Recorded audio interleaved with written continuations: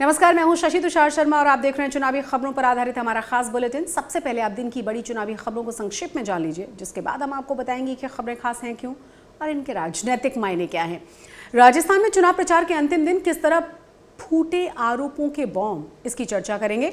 BJP के राम के सामने राहुल गांधी का हनुमान अवतार और इस पर हो रही सियासत की भी बात होगी। तेलंगाना में जेपी नड्डा ने किस तरह केसीआर को घेरा है, इसके बारे में आपको पूरी जानकारी देंगे। तेलंगाना चुनाव में मुस्लिम आरक्षण का मुद्दा क्यों सुर्खियों में है, इसकी चर्चा होगी। राजस्थान में लाल डायरी की आंच क्या आप सोनिया गांधी को भी लपेटे में लेगी, इस पर भी बात करेंगे। और इन तमाम खबरों को अब समझ लेते हैं विस्तार से। राजस्थान में विधानसभा चुनाव के लिए प्रचार के अंतिम दिन रैलियों का शोर रहा। बीजेपी के लिए पीएम नरेंद्र मोदी, अमित शाह के साथ साथ यूपी के मुख्यमंत्री योगी आदित्यनाथ और असम के मुख्यमंत्री हिमंता बिस्वा शर्मा ने एक के बाद एक कई रैलियां की हैं, ताबड़तोड़ हमले किए हैं, तमाम आरोप प्रत्यारोप लगाकर। और आपको ये भी बता दें कि चुनाव के आखिरी दिन कांग्रेस का जोर अपनी योजनाओं और गारंटीज को लेकर लोगों तक पहुंचाने पर रहा है। सीएम अशोक गहलोत ने जयपुर में प्रेस कॉन्फ्रेंस करके लाल डायरी से लेकर राज्य में ईडी के छापों पर बीजेपी के तमाम आरोपों का जवाब दिया है। अब बयान सुनिए आप, नरेंद्र मोदी का बयान, हिमंता बिस्वा शर्मा का बयान और साथ ही अशोक गहलोत का बयान भी। और इसलिए कल मैंने ये डंके की चोट पर कहा है, राजस्थान में इस बार तो नहीं, कभी भी, ये शब्द मेरे याद रखना, देव उठी एकादशी को बोल रहा हूं, देवगढ़ में बोल रहा हूं, इस बार तो छोड़ दीजिए। अब राजस्थान में कभी भी गहलोत सरकार की वापसी नहीं होगी।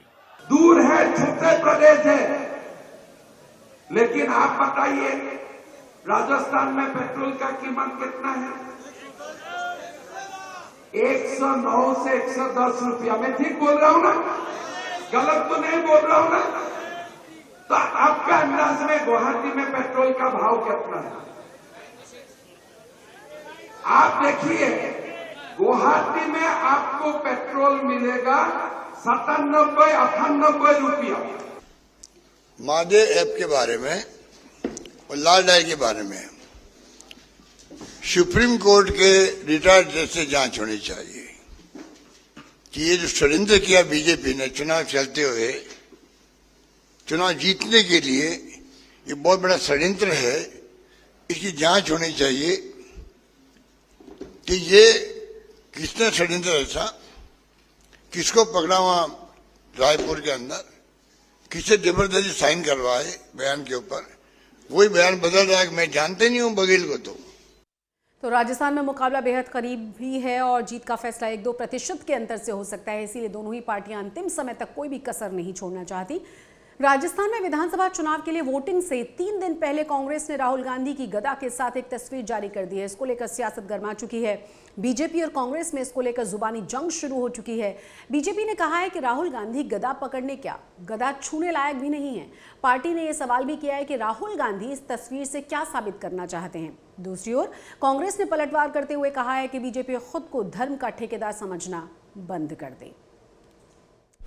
देखिए, मैं समझता हूँ कल गंगापुर के अंदर में राहुल जी आए थे, रामकृष्ण मीणा की रैली थी, वहाँ पर जो भाषण और जो उनके शब्द हुए थे, मैं समझता हूँ कल राहुल गांधी जी गदा को लेकर फोटो खिंचवा रहे थे।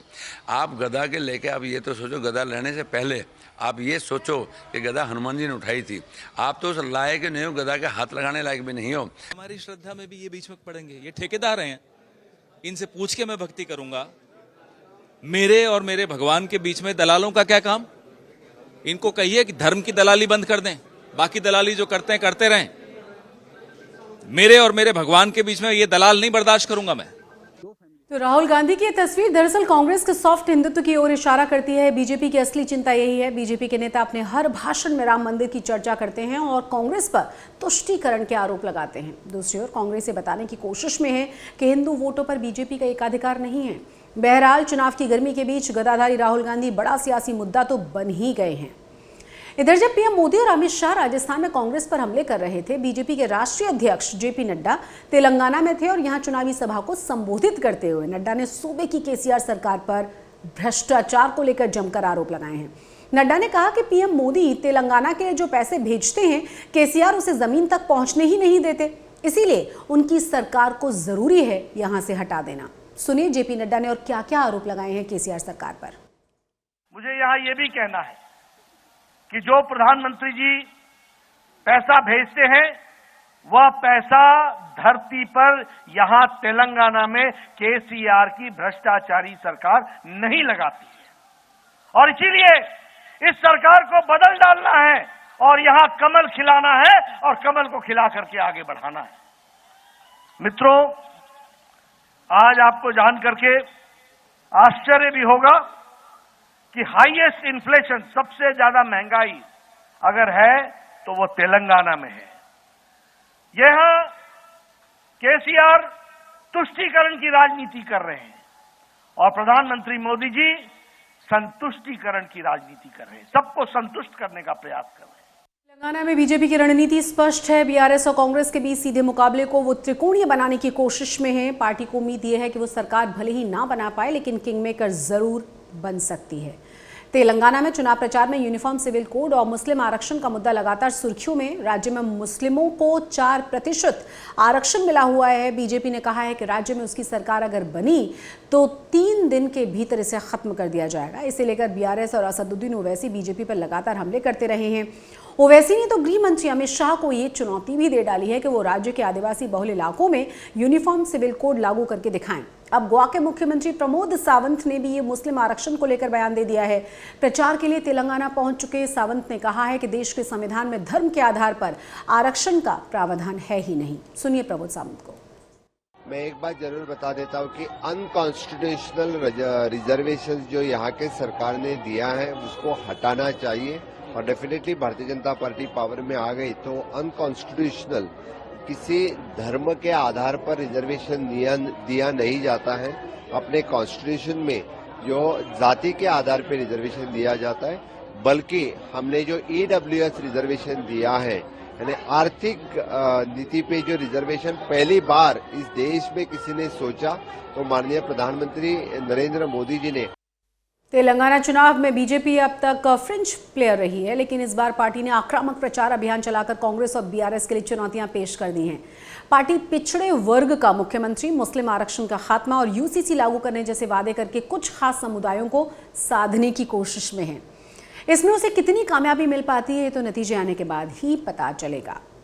अशोक गहलोत भले ही लाल डायरी को बीजेपी की साजिश बताकर इसकी जांच की मांग कर रहे हों, लेकिन चुनाव प्रचार के अंतिम दिन पूर्व मंत्री राजेंद्र गुढ़ा ने एक बार फिर से इसके कुछ पन्ने जारी करके फोड़ा है नया बम।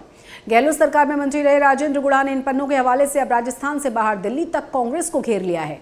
गुढ़ा ने मुख्यमंत्री अशोक गहलोत के बाद अब गांधी परिवार को लेकर दावा किया है। उन्होंने कहा कि लाल डायरी के एक पन्ने पर सोनिया गांधी के भाई का जिक्र है। उन्होंने पूछा कि सोनिया गांधी की तो 2 बहनें ही हैं, उनका कोई भाई नहीं है, लेकिन जिस भाई का जिक्र लाल डायरी में वो है कौन? राजेंद्र गुढ़ा ने खुलासा करते हुए कहा है कि लाल डायरी में सोनिया गांधी के भाई का जिक्र है। ये भी बताया गया है कि लाल डायरी में लिखा है कि होटल शिव विलास के मालिक के बेटे के समारोह में सोनिया गांधी के भाई भी पहुंचे थे। गुढ़ा के अनुसार इसी भाई की मुख्यमंत्री गहलोत से मुलाकात फिक्स कराने के लिए ओएसडी शशिकांत शर्मा से कहा गया था। आखिर ये भाई कौन था? गुढ़ा ने आगे सवाल पूछा है कि वो भाई कोई दलाल था। लाल डायरी का मुद्दा राजस्थान की सियासत में पिछले कई महीनों से लगातार बड़ा मुद्दा बना हुआ है। राजेंद्र गुढ़ा के साथ बीजेपी का दावा यह है कि इसमें अशोक गहलोत सरकार के भ्रष्टाचार के कारनामे दर्ज हैं। वहीं कांग्रेस तर्क देती रही है कि यदि लाल डायरी वास्तव में है तो केंद्र की बीजेपी सरकार ने अब तक इस पर कोई कार्रवाई क्यों नहीं कर डाली? चुनाव प्रक्रिया के बीच में ये दूसरा मौका है जब राजेंद्र गुढ़ा ने कथित लाल डायरी के पन्ने जारी किए हों। देखना अब यह है कि चुनाव पर इसका कितना असर पड़ेगा। राजस्थान विधानसभा चुनावों को लेकर प्रचार गुरुवार को थमा और इसके बाद राजस्थान की सीमा के भीतर कोई भी राजनीतिक दल अपनी पार्टी का चुनाव प्रचार नहीं कर पाएगा। लेकिन अपने आक्रामक चुनावी अभियानों के लिए जाने जाने वाले प्रधानमंत्री नरेंद्र मोदी ने इसका भी तोड़ निकाल लिया है। देर शाम जब राजस्थान में चुनाव प्रचार की भेरी थमी तो पीएम नरेंद्र मोदी उत्तर प्रदेश के मथुरा पहुंच गए, जिसकी सीमा राजस्थान से न सिर्फ लगती है बल्कि उसके कई इलाकों की सांस्कृतिक विरासत का केंद्र ही है उत्तर प्रदेश में। प्रधानमंत्री भक्तिकालीन कवयित्री मीराबाई की 525वीं जयंती के कार्यक्रम में शामिल होने के लिए यहाँ पहुंचे हैं। मीराबाई का सीधा संबंध मथुरा और राजस्थान से है ही। ऐसे में पीएम मोदी ने राजस्थान के सीमावर्ती मथुरा में जाने का सियासी फायदा उन्हें मिल सकता है। मथुरा राजस्थान के भरतपुर का पड़ोसी है। इसके अलावा राजस्थान के बड़े हिस्से में मथुरा का ब्रिज संस्कृति का अच्छा खासा प्रभाव है। कृष्ण की भक्ति में अपना जीवन समर्पित करने वाली मीराबाई का संबंध राजस्थान से ही है। वो राजस्थान के पाली जिले की कुड़की गांव में पैदा हुई। उनका विवाह भी प्रसिद्ध मेवाड़ राजघराने में हुआ। ऐसे में मथुरा में मीराबाई की जयंती से संबंधित कार्यक्रम में शामिल होकर पीएम मोदी ने राजस्थान के हिंदू वोटर्स को स्पष्ट संदेश देने की कोशिश की है। ये भारतीय जनता पार्टी की सियासी छवि के भी बड़ा अनुकूल है, क्योंकि बीजेपी पहले ही कहती रही है कि मथुरा और वृंदावन बीजेपी सरकार के एजेंडे का अहम हिस्सा हैं। आप जरा बयान सुनिए उत्तर प्रदेश के जो डिप्टी सीएम हैं ब्रजेश पाठक, उन्होंने क्या कहा है। आकर इंतजार कर रहे हैं माननीय प्रधानमंत्री जी का आशीर्वाद मार्गदर्शन हम सब उत्तर प्रदेश के कार्यकर्ताओं को आज मिलने वाला है। सर, ये लगातार कयास लगाई जा रही है कि अब मथुरा में विकास की ओर अग्रसर। देखिए, मथुरा वृंदावन हमारी सरकार के प्रथम एजेंडे में है, सर्वांगीण विकास प्राथमिकता में है। इसीलिए मथुरा वृंदावन नया नगर निगम बनाया गया। लोगों की आकांक्षा है कि वो ऐतिहासिक नगरी है, पौराणिक नगरी है, भगवान श्री कृष्ण की जन्मभूमि है, उसको बेहतर से बेहतर हम वर्ल्ड क्लास। हालांकि ऐसा नहीं है कि प्रधानमंत्री नरेंद्र मोदी या बीजेपी ऐसा पहली बार कर रही हो। बीजेपी में प्रतीकों की राजनीति करने की पुरानी परंपरा रही है। हाल ही में मध्य प्रदेश और छत्तीसगढ़ में विधानसभा चुनाव हुए हैं। इन राज्यों में चुनावों के दौरान प्रधानमंत्री नरेंद्र मोदी झारखंड में पहुंचे थे और वहां बिरसा मुंडा की जयंती मनाई थी। सभी जानते हैं कि छत्तीसगढ़ और मध्य प्रदेश में आदिवासियों की बड़ी आबादी है। वे बिरसा मुंडा को मानते हैं भगवान की तरह। ऐसे में झारखंड में बिरसा मुंडा पर कार्यक्रम में शामिल होते हुए दोनों ही राज्यों में आदिवासियों को साधने की बात कही गई। ऐसे में मथुरा की जमीन से राजस्थान के बाहर रहते हुए भी उसे साधने की कोशिश आसान नजर आती है। और चलिए अब कुछ अन्य खबरों का रुख कर लेते हैं। छत्तीसगढ़ विधानसभा के लिए दोनों ही फेज की वोटिंग हो चुकी है। वोटिंग के बाद ईवीएम को स्ट्रांग रूम्स में जमा करा दिया गया है। स्ट्रांग रूम पर सुरक्षा के कड़े पहरे हैं। इसी के बीच उम्मीदवारों और राजनीतिक दलों को आशंका भी है कि रिजल्ट से पहले कहीं ईवीएम को हैक न कर लिया जाए। ऐसे में पार्टी के कार्यकर्ता स्ट्रांग रूम के बाहर खुद भी पहरा दे रहे हैं।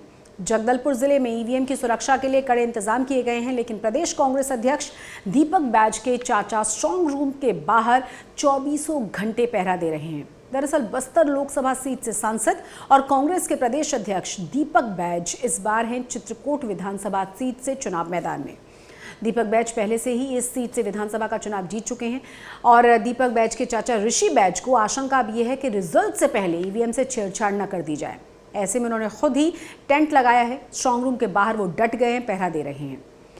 ऋषि बैज के साथ ही साथ दीपक बैज के कुछ और दोस्त हैं जो कांग्रेस के कार्यकर्ता लगातार यहां पहरेदारी में शामिल हैं और ये लोग एक भी मिनट के लिए स्ट्रांग रूम को छोड़ नहीं रहे। बिहार में आरक्षण विधेयक को लेकर राज्यपाल की मंजूरी मिलने के बाद सीएम नीतीश कुमार की असली रणनीति सामने आने लगी है। दरअसल इसके जरिए लोकसभा चुनाव की राजनीतिक बिसात पर नीतीश कुमार ने मोहरे सजाने शुरू कर दिए हैं। केंद्र की बीजेपी नीतीश सरकार को आपदस्त करने की रणनीति पर काम कर रहे नीतीश ने प्रधानमंत्री नरेंद्र मोदी को मुद्दे से घेरने के लिए व्यूह रचना कर डाली है। बिहार सरकार जानती है कि जातीय सर्वे के आधार पर बढ़ाए गए आरक्षण के प्रतिशत को न्यायालय में चुनौती दी जा सकती है। साथ ही विशेष राज्य के दर्जा पाने का कोई आधार है ही नहीं। नीतीश का यही राजनीतिक अभियान ध्वस्त होता हुआ नजर आ रहा है और ऐसे में नीतीश कुमार ने राजनीति का एक और नया खेल खेला है। बिहार सरकार ने बढ़े हुए आरक्षण को संविधान की 9वीं अनुसूची में शामिल करने का प्रस्ताव केंद्र सरकार को भेज दिया है।